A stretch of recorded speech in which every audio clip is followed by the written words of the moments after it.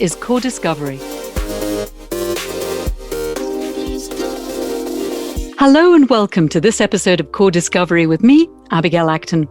Observing things we can't understand, frustrating or intriguing? From rabbits plucked out of hats to dark matter, how do we comprehend the inexplicable or the unobservable? What do particle physicists and a magician's audience have in common? Do we enjoy being baffled, and if so, why? What pushes us to seek to understand? And is objectivity so vital in scientific observation? Is subjectivity really its negation? Or is the relation between the two more subtle? If you're intrigued by how we process the unexpected and search for the invisible, then you're in the right place. Let me introduce this episode's three guests who have been funded under the EU's Horizon 2020 programme. Together, we'll be exploring philosophical approaches behind science and the interplay between reality, illusion, objectivity, and subjectivity. So, welcome to Jason Leddington, who is an associate professor of philosophy at Bucknell University in Pennsylvania. He worked on the Philo Magic project, and his book on the philosophy of magic and other arts of impossibility is under contract with MIT Press, with the working title, The Art of the Impossible. Welcome, Jason. Hi, Abigail. Great to be with you. Michela Massimi is Professor of Philosophy of Science at the University of Edinburgh and was the principal investigator of a project called Perspectival Realism, Science, Knowledge and Truth from a Human Vantage Point. She is the author of Perspectival Realism, which will come out in January 2022, published by the Oxford University Press. Welcome, Michela. Hi, Abigail. Very nice to be here. Jan Sprenger is professor at the Centre for Logic, Language and Cognition at the University of Turin. His area of interest is the relationship between scientific inference, public trust, and the role of objectivity, which he explored in his project, Objectivity. Hello, Jan. Hi, Abigail. Great to meet you. Thank you all for being here. So, let's get cracking. Jason, in your paper, The Experience of Magic, on which the Philo Magic project was based, one of the things you do is to set out a systematic and theoretically rigorous account of what goes on in the mind of someone who witnesses a good magic trick. Magic is one of the oldest and most consistently popular genres of theatrical performance. Why do you think that is? Why do we enjoy being baffled? It's a really great question. I think it goes right to the heart of my project, which really began with my own experience performing magic and noticing that some people really love it and others really hate it. And to be fair, most people really love it, but the range of reactions you get to a strong magic trick are pretty incredible. And they're also often strongly emotional. So the question just arose, why are people attracted to this? And on the usual story, of course, people aren't attracted to things that they don't understand, especially things that they have no hope of understanding. But precisely the point of magic is to provide us with experiences that, if the magic is very good, we have no hope of making sense of either now or at any point in the future. So the question that I really wanted to explore then is, why would anyone want to see a good magic show? I think that understanding this reveals something not only about magic, but about the human mind. In particular, I think it highlights something that every scientist and scholar knows, if only implicitly, namely that the energy that drives inquiry is not the pleasure we take in final explanations, but the energy and excitement of curiosity itself. That's really very interesting. And you mentioned curiosity. What role do you feel that plays? Do you think it's the curiosity that actually subdues the possible feeling of resentment at being baffled? Do you think that this curiosity overcomes that feeling of resentment in some people or most people? I think that curiosity is a pleasant affective experience. And one of the interesting things about recent work on curiosity, and one of the things that my project highlights, is that curiosity has traditionally been conceived merely as a kind of intellectual condition. And recent work has highlighted the emotional and affective dimensions of curiosity. And this really comes out in the experience of magic. So let's think a little bit about how this works in the case of encountering a magic trick. So normally when you walk around the world, you don't understand everything you see, but everything fits together intuitively. The world works according to pretty much your set of intuitive expectations. When you encounter a magic trick, you encounter what I like to call an experiential anomaly, something that just disrupts your ordinary intuitive understanding of how the world works. And outside of a theatrical context, that could be threatening, quite unpleasant, It could prompt you to try to revise, say, physical theory. But in a theatrical context, this is a place where you can actually enjoy having your curiosity stimulated without the burden of trying to satisfy it.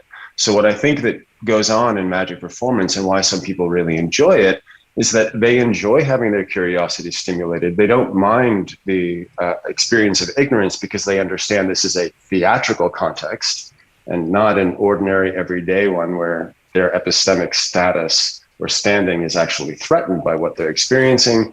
So taking that into account, they can now actually enjoy the magic trick as, in the end, ideally, a kind of endless source of curiosity or and wonder. Stimulation and wonder, right? So it's something that even long after people have experienced a magic trick, they can think back on it and have their curiosity once again stimulated. This is one of the reasons why you'll encounter people who will tell you about magic tricks they experienced 50 years ago and relate it in detail, precisely because that experiential anomaly has stuck with them. It stimulates the curiosity. They've been able to carry it with them and continue to enjoy it even over a long period of time. I think other people don't get, as it were, the theatrical context, take the magic trick too seriously, not as a form of play, and so they experience it as a form of epistemic threat. Or challenge, yeah. And where do the inexplicable and the unobservable overlap in our thought processes, do you think? So I think this is really interesting, actually, right? So suppose that you encountered a magic performance and you took it seriously as an object of scientific investigation. And on investigating it, you discovered that there were no methods that we can make sense of for, say, how this apparent telekinesis took place. So you decided, well, actually, this isn't a magic trick at all. This is real telekinesis. In other words, suppose magic was real. If magic was real, there would be a science of it. And the science of it would potentially involve postulating unobservables. So if telekinesis was something that was real, then we'd have to potentially postulate unobservable entities to explain how minds can interact with matter at a distance. So the postulation of unobservables is part of explaining observable things we can't otherwise make sense of. Absolutely. Okay, that's fascinating. Thank you very much. Does anybody have any questions they'd like to put to Jason? Yes, I would like to ask Jason the following question. Certainly, Michaela. How do you see the relation between magic and what we can't see? And in particular, where does the invisible world end being the remit of magic and becomes the remit of science? I think I want to say that the invisible world is always the realm of science, and that the realm of magic is a space of play, as it were. And when it is no longer a space of play, that's when it becomes the realm of science. So a good friend of mine and an important magician and essayist, Jamie Ian Swiss, describes magic as a burlesque of science. So it's not that I think of the realm of magic as, say, the realm of Harry Potter over here, alongside the world of science over here. It's rather that magic as an art form plays with the very same types of impulses and approaches to the world that we engage with in a serious way when we do science. Does anyone else have any questions for Jason? Yes, I would. Yes, Jan, go ahead. Thank you very much. So I'm curious what distinguishes, from a cognitive point of view, a good magic trick from a bad magic trick. It's a terrific question, and I'll start with a famous quote or a famous idea from a great late magician named Simon Aronson, which is that he says that there's a world of difference between not knowing how something is done and knowing that something can't be done. So when you experience a magic trick, if you can walk away from it saying, yeah, it could have been wires, it could have been magnets, it could have been a trick deck or a gimmicked coin, then the magic trick isn't successful. It's true, you're still in a position of ignorance, but you have candidate explanations for what you witnessed. The job of the magician is to erase all candidate explanations in your mind and leave you completely baffled.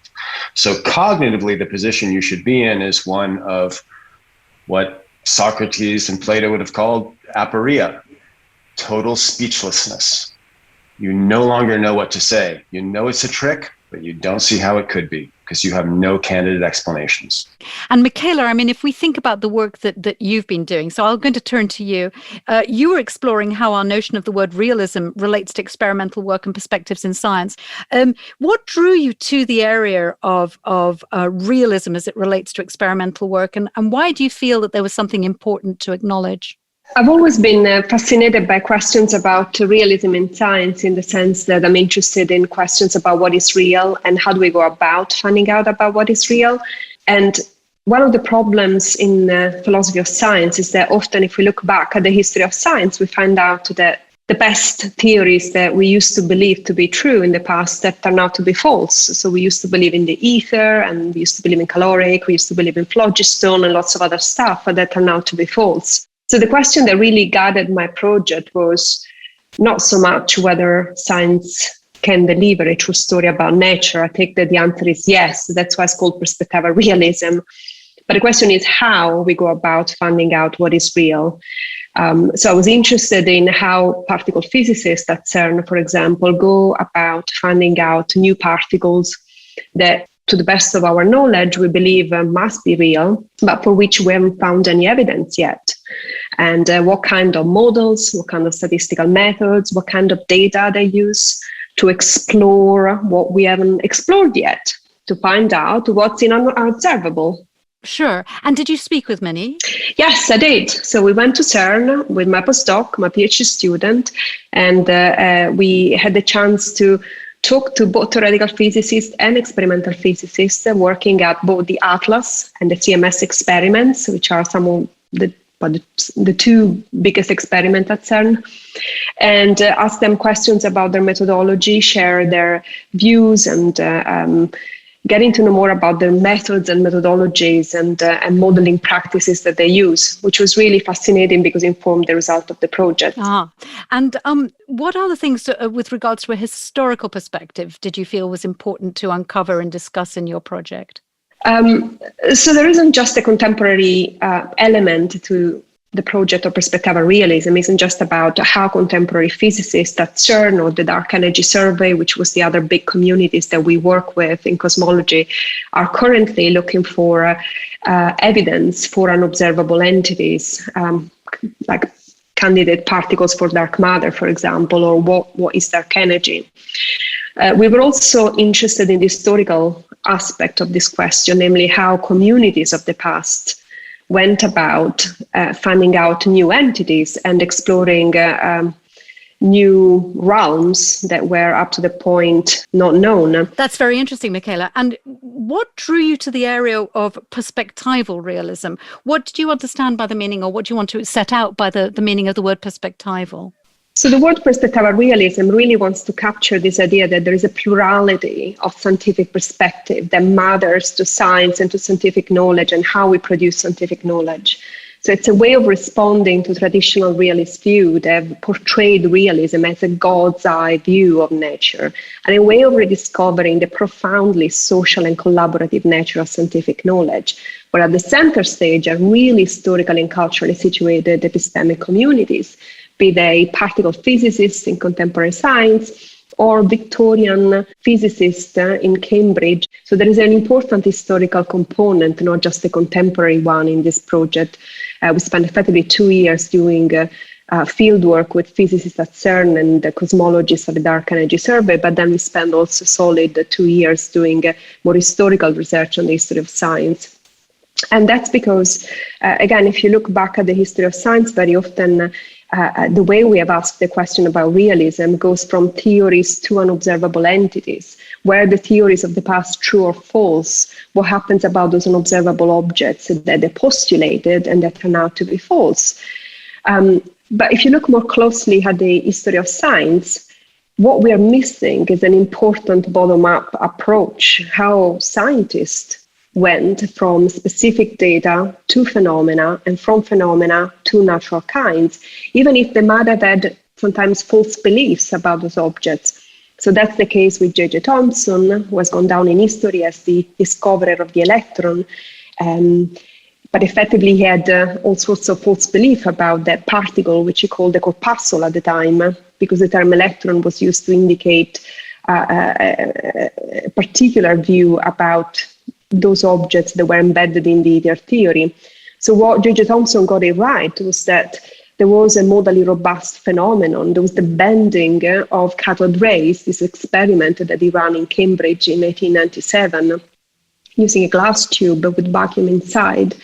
And he was able to observe how this fluorescence was able to be bent in the presence of an electric or magnetic field. And he was able to make an inference from that to the existence of a particle that must have had a negative charge and must have been really, really small, the first subatomic particle to be discovered.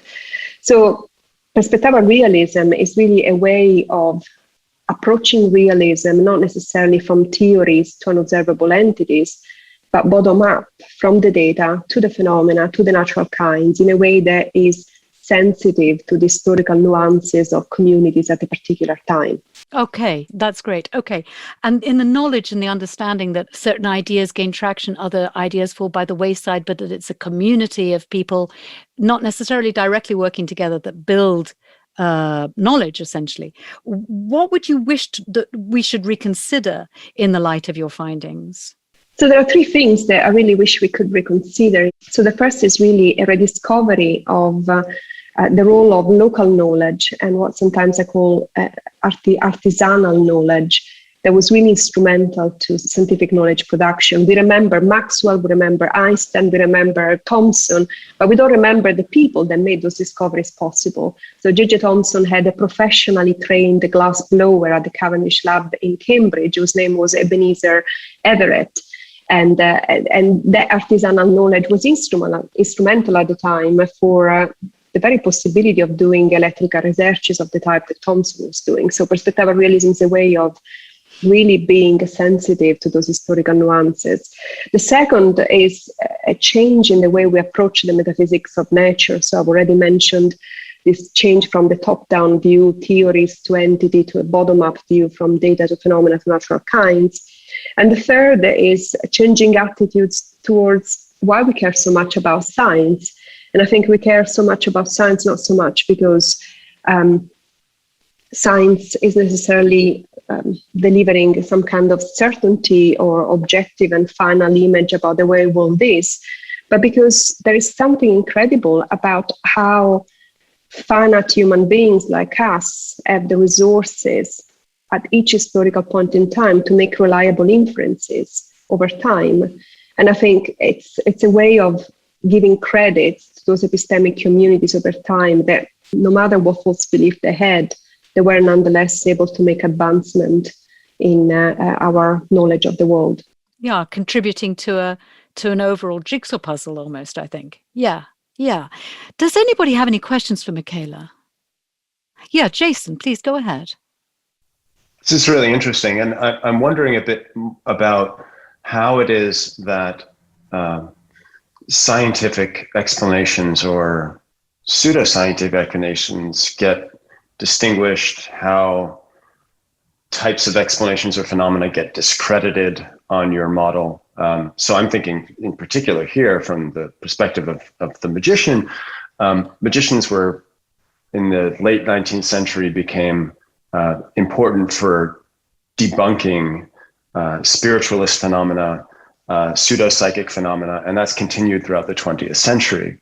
And so we have paranormal psychology developing in the early 20th century, and that gets discredited. How does that work on your model? Well, that's an excellent question, and a tricky one too, because it takes us right to the heart of what is science and the demarcation problem. In a way, I'm operating with a very generous notion of a scientific perspective as the historically, culturally embedded scientific practice of a community. One thing I do in the book and in my work is I explicitly say, for example, that what I really mean by scientific practice is the experimental theoretical modeling resources available at the time to make those inferences. So, for example, I wouldn't include in the definition of a perspective metaphysical beliefs that people might have at the time, Because although those beliefs played an absolutely key role in, for example, whether or not the community accepted some theories at the time, what the notion of scientific perspective does is to provide us with a tool for understanding the reliability of the inferences that we draw. So I'm trying to make that line, if you like, in the way I define the notion of a scientific perspective. But also I see pluralism in science, this plurality of perspectives. There isn't just one perspective at one time. There is a plurality of perspective at any one time. And I see that pluralism as having a sort of self-refining role. It is because we have that plurality of perspective that we can have a robust scientific knowledge that improves and becomes more reliable over time. So in the case of J.J. Thomson, you're absolutely right. I mean, the Victorian Cambridge of the time was imbued with spiritualistic beliefs about the ether and all sorts of paranormal phenomena, right? It's the sort of area on which historians of science obviously have done a lot of important research. I guess the question that matters to me from a kind of epistemology of science point of view is, what is it that J.J. Thomson got it right in his inferences, and how can we bring other perspective, for example, the perspective of people working in electrochemistry, or people that were working at the time in quantum theory with Max Planck, to bear on the work that J.J. Thomson was doing, and how is it that this intersection of scientific perspective eventually led to the inferences that we did produce. If you think of, say, the Cambridge glassblower, or of, say, Houdini's work in debunking pseudopsychics, are they contributing to the constitution of scientific perspectives in your sense, or are they external to that process? They're important, but they're not actually, as it were, part of the scientific process per se? So glassblowers, or beekeepers, or any kind of artisanal knowledge that is instrumental to producing that kind of knowledge, in the sense that we need a cathode ray tube in the first instance to be able to run a J.J. Thomson experiment, is part of a scientific perspective. Now, what kind of beliefs, say, J.J. Thomson as a person, as human beings, might have had at the time about the electron, I mean, his personal beliefs, his metaphysical beliefs and so forth, that's not a part of a scientific perspective as I intended. So, for example, he believed that the atom was a sort of plum puddings, where the corpuscle, as he called it, was distributed inside a mostly positive charge. So I thought that, we need to wait to Rutherford and his experiment to have the solar model of the atoms. So at the time of J.J. Thomson, they were operating with a completely different model. So he had all sorts of beliefs that we nowadays would regard as false. But what he got it right was the kind of inference he made about the existence of a charge to mass ratio of a particle that must have been a very small subatomic particle and with a negative charge. And to do that, Ebenezer Everett, the official glassblower at the Cavendish Lab, was an instrumental part of that story. So I would like to give credit to those kind of communities of artisanal knowledge that provided the technological resources for making that possible. It's nice to have the man's name so clearly set out. It feels like a forgotten name in science. Now we know the name, Ebenezer Everett, not one to be forgotten. Which is quite a remarkable name. Yeah, it's a great name for a kind of a lost figure. Jason, sorry, do you have something else you want to add? Can I ask a quick follow-up there? Yeah, so I guess I'm wondering if your view involves acknowledging their importance for the scientific process, which seems pretty uncontroversial, or if it involves breaking down in some significant way the boundaries between scientific activity and so-called non-scientific activity. So I guess my question is really, should we think of the glassblower as in some way a scientist? Yeah, going back to Ebenezer Everett and J.J. Thomson, I call them epistemic communities, not scientists, partially because the term, scientist is a very late term that was really introduced, I think at the end, of the 19th century, if I remember correctly. And a better word for it is epistemic communities, communities of epistemic agents that are capable of producing and contributing to the production of scientific knowledge. So yes, I would consider Ebenezer Everett, glassblowers, people whose artisanal practices were instrumental to those advancement as epistemic communities. They were historically situated, they used the tools of the time, and they were an integral part of this knowledge production. So it's a wider picture. It's a more global picture. Yes, it's a more global right. picture. And that merging of margins, I think, also in a way feeds into the idea of trust a little. Jan, I'd like to bring you in here, please, if I may. The Objectivity Project, clues in the name, looked into whether by building up the importance of objectivity as a feature of research, we've set up a false dichotomy between objective and subjective analysis.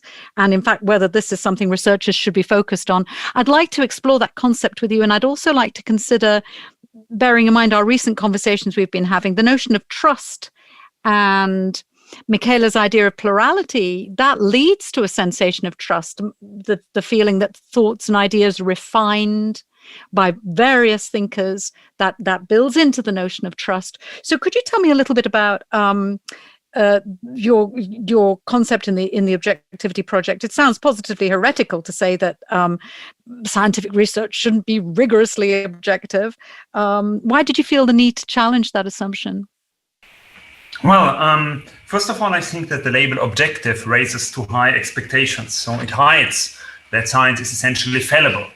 And of course, science is more often right than it's not. And it's maybe our most reliable source of knowledge. But mistakes do happen, or sometimes just bad luck in science. And putting the objective label on scientific knowledge makes it sound as if it was certified infallible knowledge, which then makes it very hard to explain why failures do happen. And it makes it a rather easy game for science skeptics like the former president of the United States, Donald Trump. And to give you an example, so in science, the concept of statistical significance, which is a quite technical concept, which I won't explain, has often been used to qualify knowledge as objective, but independent of its technical meaning, it does not give the answer to questions. Does this effect which we observe really make a practical difference? Is it useful for solving our problems?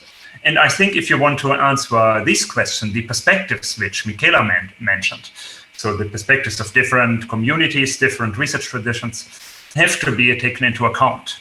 And I am using, I'm working on a quite similar project like Michaela in the realm of statistical inference in particular. Okay, this is a closed book to me, and I'm absolutely fascinated by this. I mean, if I think of the word statistics, to me, I mean, I know they can be interpreted and they can be manipulated, but the bare statistics themselves, to me, that sounds like that's something factual. That's not subjective or objective. Tell me a little bit more about the notion of subjectivity and statistics, because to me that seems a little bit of an interesting combination of words. Well, there is a strong research tradition in statistics which has tried to clean statistics of all explicit subjective elements to the extent that a scientist's subjective opinion or the particular theoretical framework in which he or she is working are affecting the statistical inference. That inference becomes invalid or less trustworthy than an inference which does not make reference to such theoretical backgrounds, for example, to such, let's say, subjective elements. And what was the Objectivity Project setting out to do in relation to that? Well, we are trying to argue that the so-called subjective inference, which is in the realm of statistics often associated with the label Bayesian, with Bayesian inference, can actually do the job which most people and most users of science would expect from the label of objective. It can help to provide reliable inferences. It makes the subjective elements explicit. So if you want to criticize an inference, if you don't agree with the results, let's say you can also track the disagreement to the sources, right? And I think it's very important to be transparent about what is, let's say, subjective or perspectival, to use Michaela's terms, in an inference, and what is, for example, just mathematics. And I think only if we make these points explicit, we will be able to appreciate the degree to which inferences can be shared among all science users, among all members of society, and to which extent there is room for genuine and rational disagreement. So are you saying then that the subjective is inherent essentially, and that by not acknowledging that, we remove the ability to discuss it and to discuss its importance and to discuss its impact on the interpretation of the statistics involved? Exactly. Right. And I guess then tell me a little bit more about your theories with regards to trust and the vital necessity of maintaining public trust in scientific output. How does this play in with that? Now, in the last years, we have seen, especially in the social science, a so-called replication crisis, which means if there has been a systematic project to replicate experimental findings from various areas of social science, psychology in particular, and what these systematic replications, which have been done by other research teams, not by the original researchers, have yielded is that very often the what has been statistically significant in the original experiment is not significant anymore, and the effect sizes are much lower, so this has of course shaken the trust in science.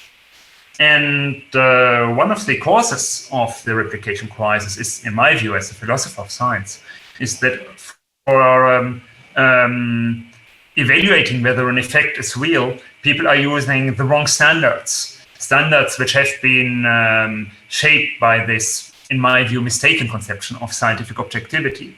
And we are trying to improve this and to help scientists and science users by developing better methods for scientific inference, and by, in particular, by arguing that scientists don't have to be afraid of explicit subjective elements in their inferences. It's good to have them, and it's good to make them explicit. And that's what I was about to say. Yeah, the key word there is explicit. Exactly. So let's say statistically, there are various techniques for how you can encode your prior knowledge or your theoretical expectations. And of course, about these things, scientists often disagree. But let's say a subjective statistical frameworks gives them, let's say, the opportunity to see, let's say, how these different expectations are compatible with the data, which, let's say, so-called objective or mistakenly objective framework doesn't do. Can you give me a bit of an example? I mean, what sort of domain? You mentioned sort of psychology generally, but could you give me an example of where this absolute overriding desire to be objective at all costs actually undermines the validity of the results, or our interpretation of those results, at least? Do you understand my question? There are also, yes, sure. There are some cases in medicine, for example, where, of course, effect size, so let's say, does the drug not only make some difference, which we can tell from no difference at all, but does it make a substantial difference, is to help patients to recover, is quite important. And often, let's say, the traditional statistical frameworks answer the wrong question, namely, is there an effect at all, or can we tell with some certainty whether the effect is not equal to zero? But what science users want to know, and our patients want to know, and their doctors want to know, is whether these effects have a certain practical significance. And these questions are much easier to answer if you work with explicit subjective assumptions, or much easier to model. Perhaps. Yeah, that's excellent. Thank you. That makes it much clearer. Indeed. Work, but how, and how well. Thank you. Thank you very much. Michaela, would you have any questions that you would like to ask Jan? Yes. For my work, for perspectival realism, one thing we did wasn't just to work with physicists at CERN, but also with cosmologists involved in the dark energy survey, which was a survey, one of the largest observational cosmology survey to find evidence for the existence of dark energy. Bayesianism is one of the most ubiquitous statistical inferences used by cosmologists today. So I just would like you to say something about how your work and your research may be important and relevant for cosmology and for other area of research. Jan, before you answer, Michaela, could I ask you also to give a little bit of explanation about what Bayesianism means? Bayesianism, or Bayesian inference, is a school of statistical reasoning or statistical inference based on the idea that you start out with a representation of our subjective theoretical knowledge or expectations, and that this representation of our knowledge is changed as we come to know new things, as we conduct experiments and observe data. And there's a particular mathematical formula describing this change of our beliefs, which is called Bayes' theorem. And it is indeed, I think, the most successful attempt of making subjective elements in statistics explicit, and that's why I'm also advocating its use a lot. And if the cosmologists are already on board, then good for them. I think not using them will actually lead us to an overestimation of what we actually know, as opposed to how many of our findings are actually truthful and trustworthy. Right. So it's almost like a way of writing in transparency at source. Yes. Yeah. Very interesting. That's excellent. I do think that also for the communication of scientific results, it is much better to, instead of p-values which nobody understands, so these are the so-called statistical significance level, another name for them is p-values, instead of these very arcane and often misinterpreted quantities, it is much better to use Bayes factors, which is basically explain how much the actual evidence or the results of a particular experiment would shift your beliefs in favor of a particular hypothesis. Because this is something that also ordinary people can relate to much better. Would this evidence really shift my beliefs? And if so, by which degree? Very good. Very, very good. That's all been very interesting. Thank you very much. I found that a stimulating episode of this CORDIScovery podcast. I think we come away with the idea that the boundaries are a little bit more blurred between what we can know and what we can assume and guess, and how we go about establishing the unknown, and how we acknowledge that we might be being swayed. I think this has all been fascinating. Thank you very much for joining me today. Thank you. It's been super interesting. It has been, hasn't it? Excellent. Well, I wish you all the very best in all the work that you're doing. Thank you for your time. Thank you. Thank you very much, Abigail. Thank you, everyone. Thank you, Abigail. Thanks, Abigail. Bye-bye. Are you interested in what other EU-funded projects are doing in the field of philosophy? Take a look at the special section From Socrates to Modern Science, New Perspectives in European Philosophy of issue 105 of the Research EU magazine, available on the CORDIS website, cordis.europa.eu. The CORDIS website will give you an insight into the results of projects funded by the Horizon 2020 programme. Find daily news articles and interviews with researchers working in a very broad range of domains, from archaeology to zoology. Results packs drill down deeper, gathering groups of projects by subject area, and the magazine offers insights into a different subject every month in its special section. Maybe you're involved in a project or would like to apply for funding. Take a look at what others are doing in your domain. So come and check out the research that's revealing what makes our world tick. We're always happy to hear from you, so drop us a line, editorial@cordis.europa.eu. Until next time.